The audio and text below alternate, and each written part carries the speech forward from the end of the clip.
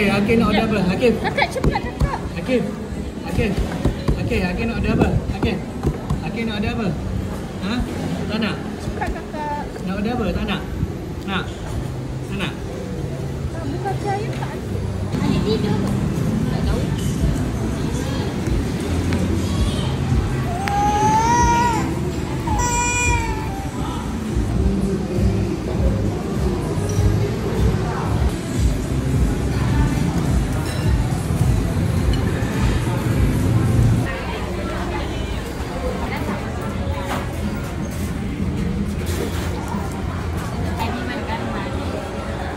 3 flavor abang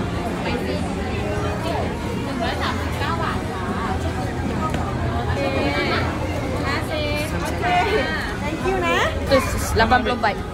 Ambil je mana-mana sama je. Ya je. Ah. Oh my god. Oh my god. Ayo aja. Siapa yang tolak Mamau? Tengah ke?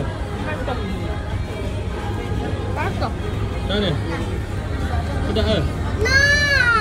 Bising lah. Abang pula. Patah weh. Tak lagi. Ya, cepat patah. Ya. Papa.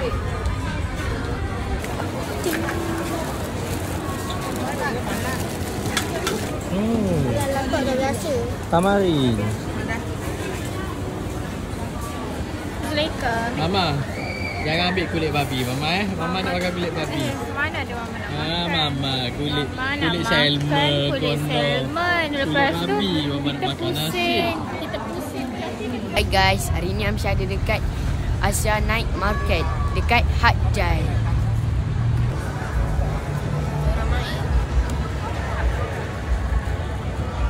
Dia orang puang.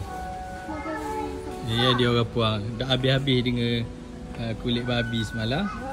Lepas tu dia nak beli hot sabung. Allah Akbar. Dia nak beli juga sabung murah.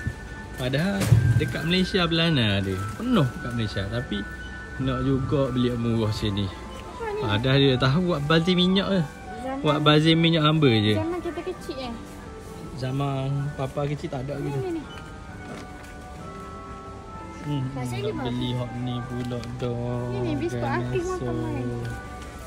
Ni biskut Akif makan main. Tengok tu Akif ni tengok. Akif ha. Akif buat apa pula ha? Hey. Hai. Ni. Hey.